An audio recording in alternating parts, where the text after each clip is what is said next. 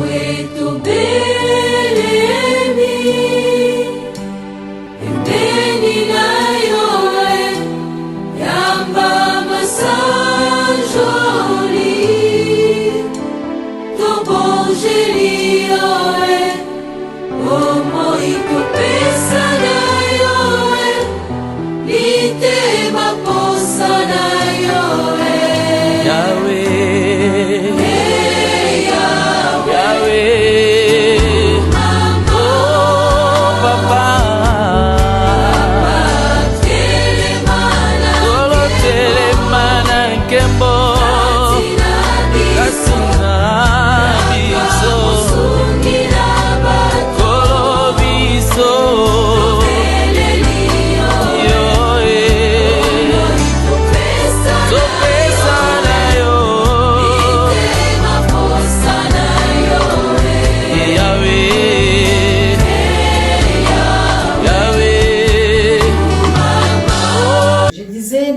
de la signification de la foi dans la Bible comme notre sujet du jour.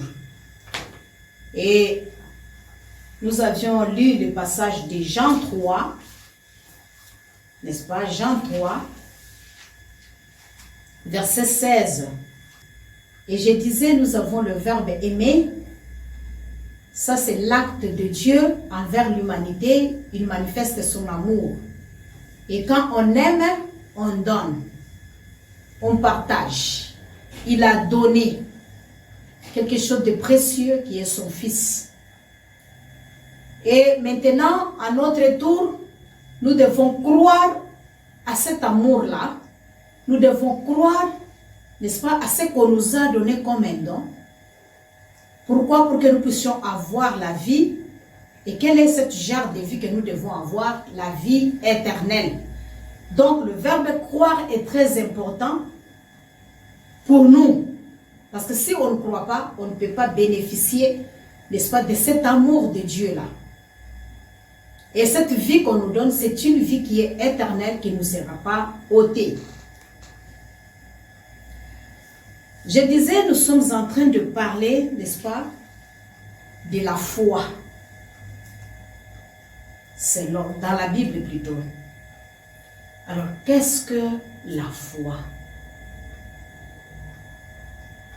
Lorsque nous lisons Hébreux, chapitre 11, nous sommes au verset 1 et 2.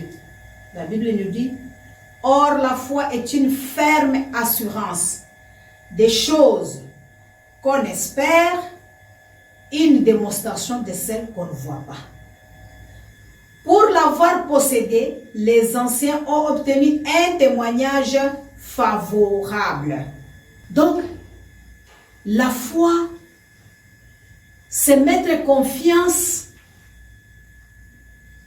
avoir une ferme assurance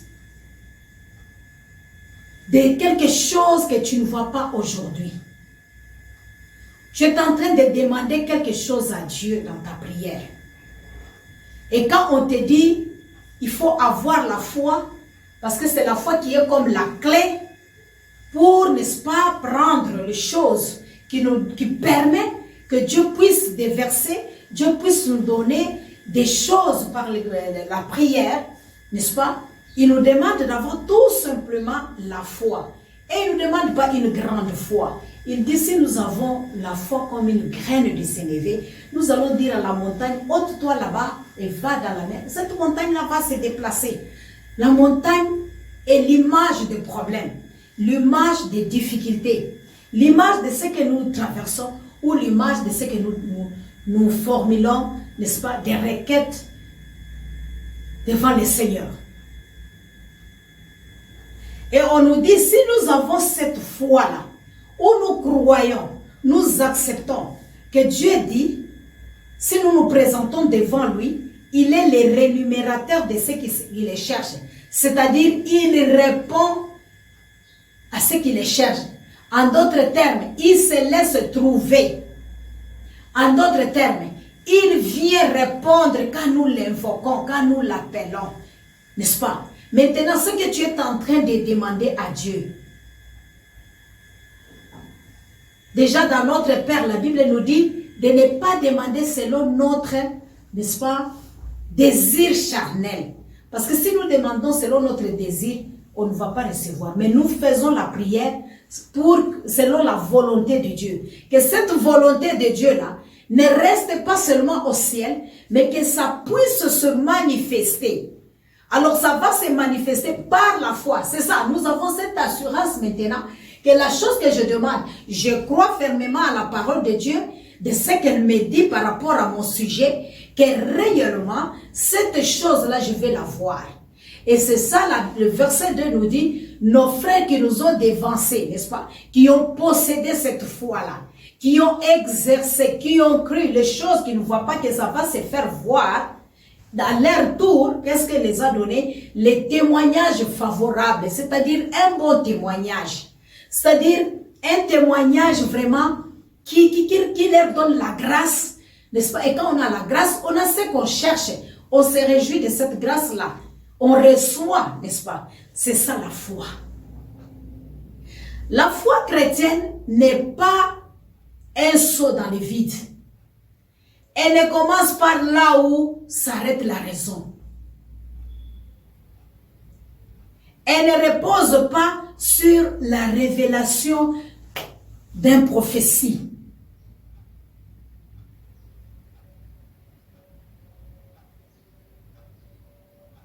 Mais elle est reposée sur la révélation de la même vérité, qui est la parole de Dieu. Et lorsque nous lisons les Écritures, nous voyons plus de 40 prophètes sur une période de plus de 2000 ans.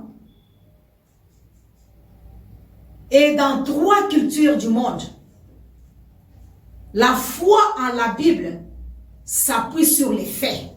C'est ce que j'étais en train de t'expliquer. Quand tu pries, il y aura des faits qui vont se manifester, qui vont se présenter, que tu vas posséder, que tu vas voir, que tu vas obtenir, qui va t'aider à avoir ce témoignage-là, n'est-ce pas, favorable. Cette assurance-là qui est absolue, c'est cette assurance-là qui te montre, qui prouve ou bien qui certifie que ces faits-là sont vrais. Donc, je peux encore définir la foi, te dire encore que la foi est une conviction personnelle concernant la vérité de la parole de Dieu, la vérité de Dieu, et avoir une relation personnelle avec ce Dieu-là qui les révèle. Donc, si tu as la foi, c'est-à-dire tu as la conviction que quand tu viens vers Dieu, il va se révéler à toi. Et tu crois réellement à la révélation de Dieu là. Personnellement, ce n'est pas quelque chose de groupe, non, individuellement. Tu crois que quand tu cherches Dieu, il va se révéler. Tu vas le trouver. Il va se laisser voir. Il va se laisser trouver.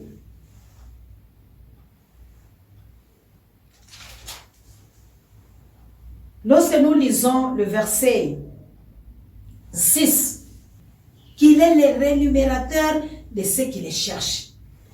Lorsque nous lisons, c'est-à-dire si nous demandons à Dieu, si nous les cherchons de tout notre cœur, tu gênes réellement dans la vérité, tu pries vraiment, ton objectif en tout cas c'est de voir Dieu, c'est voir Dieu agir dans ta vie. Tu crois fermement à la promesse de Dieu, à la parole de Dieu, à la révélation de Dieu lui-même. Tu sais qui est Dieu, qu'il est le Père compatissant, il est le Père tendre, il est le Père de Jésus-Christ, et je crois, j'ai donné ma vie en Christ, ma vie est en lui, et Christ me dit, tout ce que je demanderai à son Père, n'est-ce pas, en son nom, Jésus-Christ, le Père va le faire.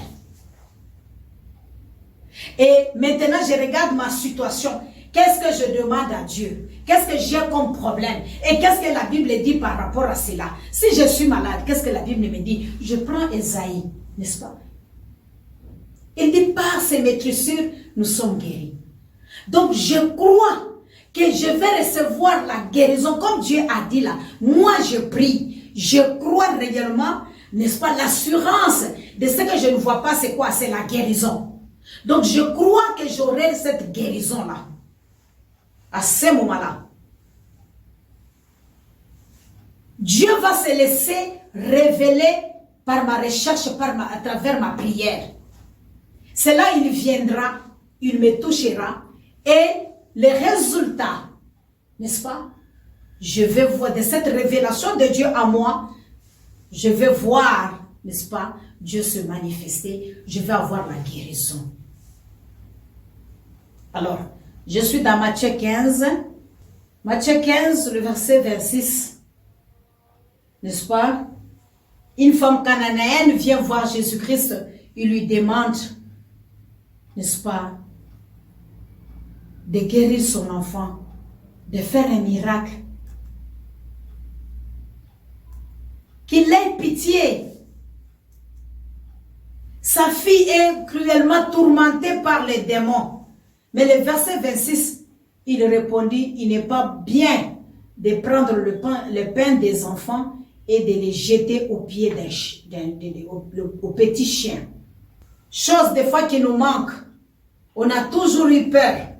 On a toujours des fois eu, n'est-ce pas, l'attitude de colère. Quand on vient des fois dans la maison de Dieu, quand on vient des fois voir les hommes de Dieu, on te dit pour le moment on est un peu occupé, tout ça. On s'énerve, on s'irrite, on dit je m'en vais, je ne reviendrai pas. Mais cette femme, parce qu'elle savait ce qu'elle cherchait, elle a trouvé une réponse, non pas avec colère, mais avec politesse, respect, et fait voir à Jésus qu'elle méritait aussi cela. Elle a parlé. Les chiens mangent des miettes qui tombent à la table, n'est-ce pas?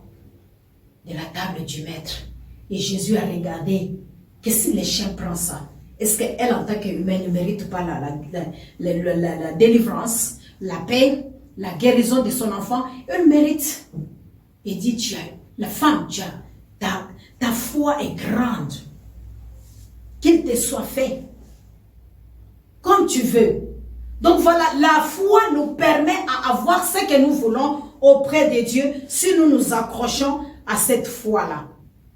Donc, deuxième chose, nous allons dire que qui rend possible la foi en Jésus-Christ?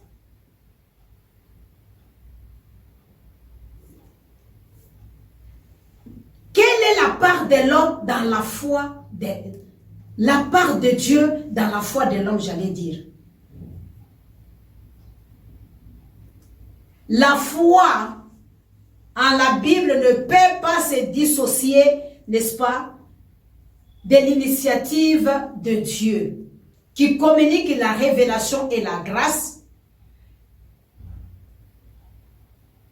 n'est-ce pas, ni de la confiance que l'homme met, n'est-ce pas, à obéir à Dieu. Sans la révélation et la grâce de Dieu bien-aimé, la foi serait impossible. Sans l'obéissance de l'homme à la foi aussi serait impossible. Dieu, c'est pourquoi il est le premier, il se révèle à nous. C'est pourquoi je vous ai dit dans Jean 3,16 que c'est Dieu qui est venu vers nous, qui nous a donné, qui s'est présenté qu'il est Dieu. Et que si nous l'acceptons, quiconque sans exception, voilà, nous avons la vie et nous avons la vie éternelle. Donc, il se révèle à nous qui il est. Il peut nous faire du bien. Et maintenant, c'est à l'homme, n'est-ce pas, de recevoir cette grâce, n'est-ce pas, d'accepter d'obéir à cela.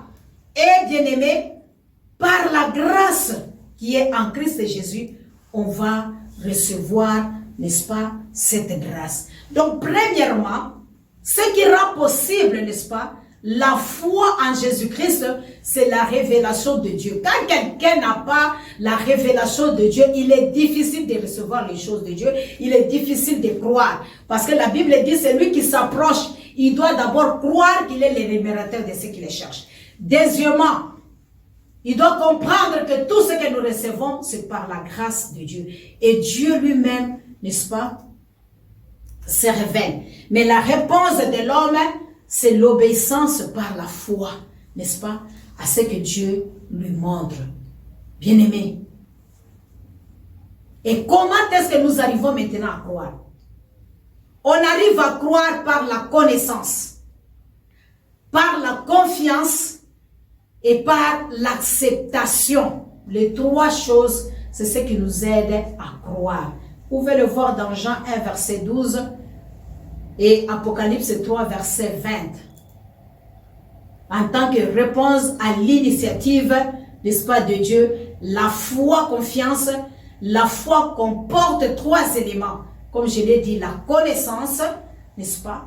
La personne attend l'évangile avec ses oreilles, il entend cette vérité-là de l'évangile.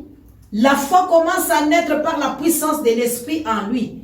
L'être ne peut pas, n'est-ce pas, de lui-même, mais c'est l'esprit de Dieu qui t'amène, qui te convainc, qui t'aide à croire. Et maintenant, quand tu écoutes cet évangile-là, tu as la foi, confiance, tu acceptes.